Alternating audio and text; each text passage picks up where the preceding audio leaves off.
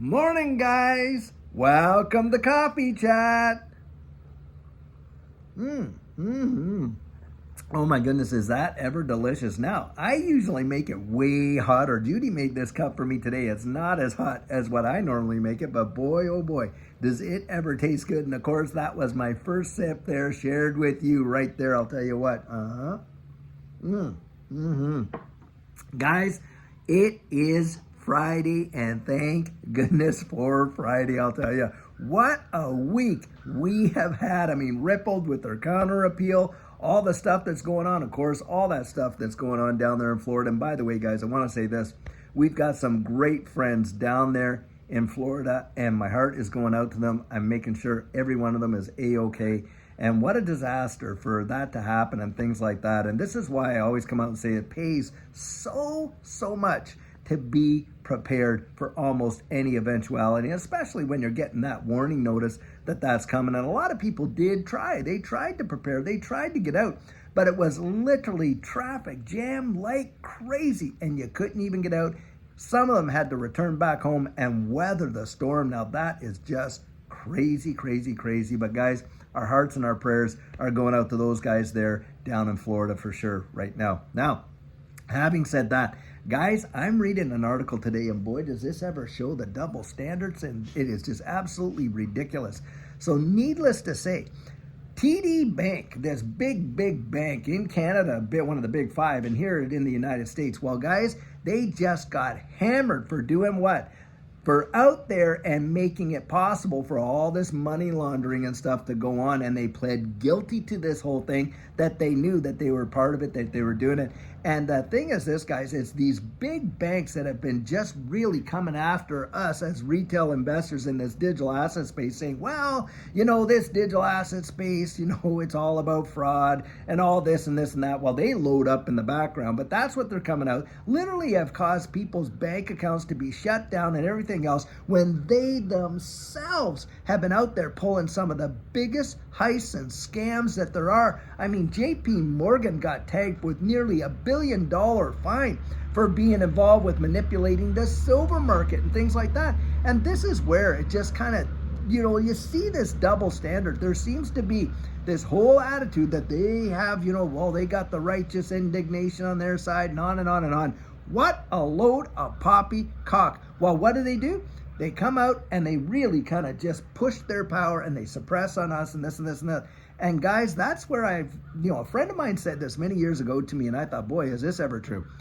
A bank will give you an umbrella when the sun is shining, but then they'll take it away from you when it's raining. That's what it usually goes down with these big banks. And guys, where do we see these other double standards? Well, of course, we see the double standards in this digital asset space when you had Jay Clayton drop the lawsuit on Ripple on the last day, and yet, Hinman came out, gave Ethereum that free pass speech. Then they came in the lawsuit. They said, well, that wasn't really official policy, and da-da-da. I mean, talk about double speak and nonsense galore. And there you got Gary Gensler colluding with Elizabeth Warren, or when he's out going before the House Financial Services Committee. And what is he doing? Well, they're talking all the answers. Here's the questions, Gary. What do you think, Gary? Do you think that these are good ones? Oh, okay, we won't ask that. How about we ask this? And da-da-da. And just we're watching a dog and pony show. And guys, this is where we have to clean house. We have got to clean house. Boy, I'll tell you what, if you're sitting there in Massachusetts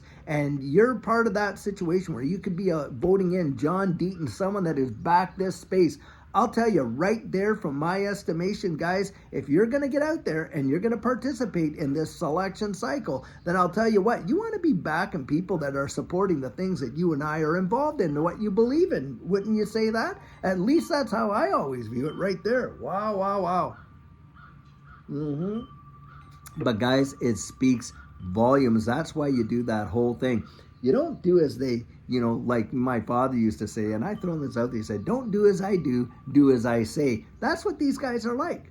They want to be able to just do whatever the heck that they want, while they put all these conditions on what you and I can do. In fact, in Canada, get this, they were limiting in a lot of provinces there the amount that a person can even invest in this digital asset space in a year's time. Now, can you fathom that? Can you really fathom that? I mean, it's not like they could care less if you went down to Vegas and spent your entire life savings, you remortgaged your house and did whatever, and blew it at the slot machines and things like that.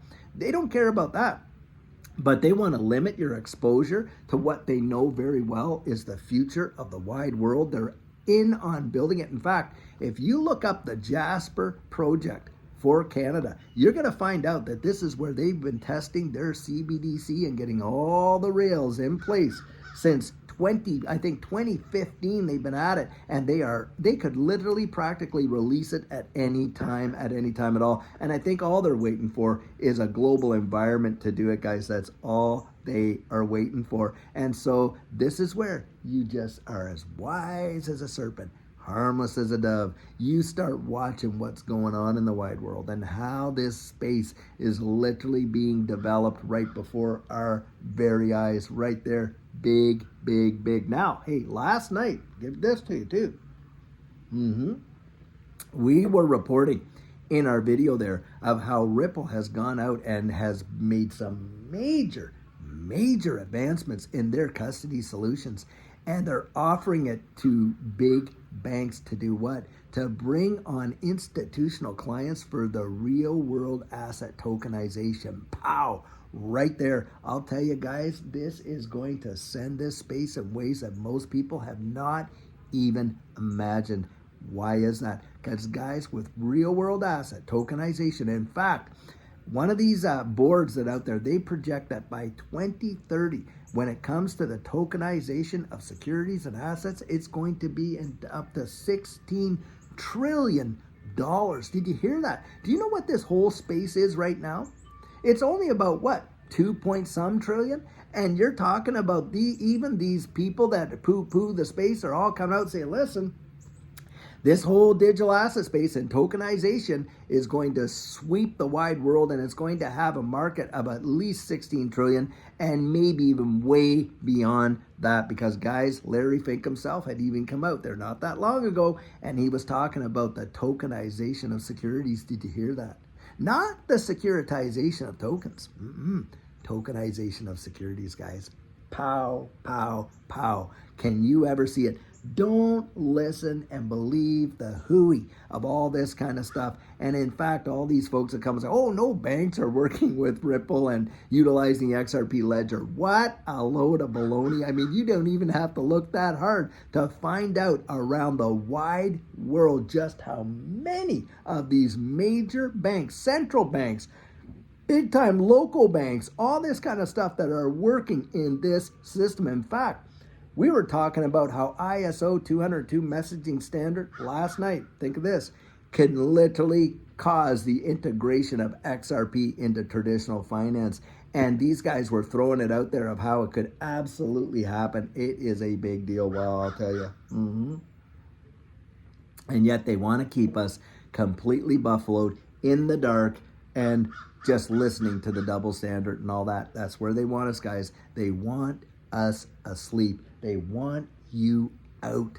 That's what they want. They want you out. They want you out. And why do they want you out, guys? Because they do not want to bring a whole bunch of folks in with them. Do you know that the SEC right now is trying to petition a change in the status of what is an accredited investor from 1 million liquid, get this, to 10 million liquid? Does that ever tell you volumes, guys, of what they believe is coming down the pike? Because remember this, you got a couple things going on there, double-edged sword. One of them is the devaluation of the dollar. And any assets that are traded against it are going to appreciate. Well, it may not take that much for someone to have 1 million liquid if the dollar gets totally decimated, would it? So that's the one angle. So they want to raise it because, hey, the value of the dollar could be going down.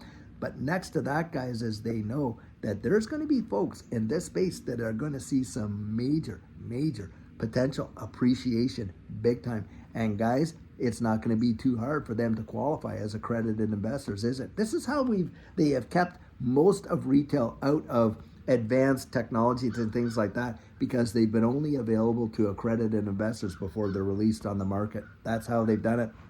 And this digital asset space represents probably one of the only examples where retail has actually been able to go out there and front run institutions.